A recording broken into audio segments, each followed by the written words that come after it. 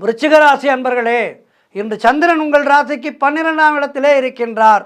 உங்கள் ராசி அதிபதி செவ்வாய் ராசிக்கு 12ஆம் இடத்திலே இருக்கின்றார். ஆகவே இன்றைய நாளிலே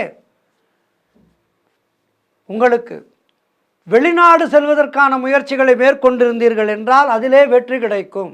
ஆனால் தொழில் சம்பந்தமான புதிய கடன் எதுவும் வாங்கக்கூடாது. தேவையில்லாமல் மற்றவருடைய விஷயங்களிலே தலையிடக்கூடாது.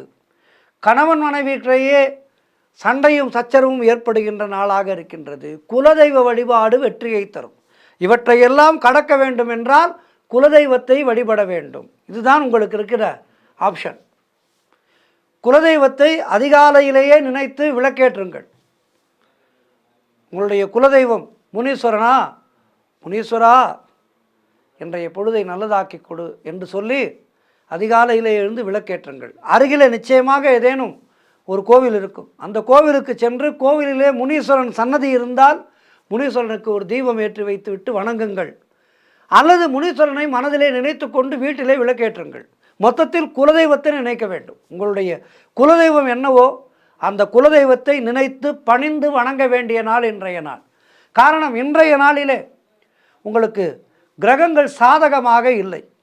கிரகங்கள் சாதகமாக இல்லாத காலத்திலே நாம் இறைவனை கெட்டியாக பிடித்து கொள்ள வேண்டும். திருவடிகள் தருவது ஜெயம். ஆகவே அவனுடைய திருவடிக்கு இணையானது எதுவும் இல்லை. இன்றைய நாளிலே நீங்கள் அதனை கடைபிடித்து வாழ வேண்டிய நாள். மற்ற எல்லாவற்றையும் புறம் தள்ளுங்கள். இன்றைய நாளிலே கவனமாக இருக்க வேண்டும். உடல்நலத்திலே கவனமாக இருக்க வேண்டும். புதிய முயற்சிகளை தொடங்கக்கூடாது. இப்படியெல்லாம் உங்களை நீங்கள் தற்காத்து கொண்டு குலதெய்வத்தையும் நினைத்து கொண்டு வாழ வேண்டிய நாள் இன்றைய நாள். பெருமாள் வழிபாடு நிச்சயமாக செய்யுங்கள். வாழ்த்துக்கள்.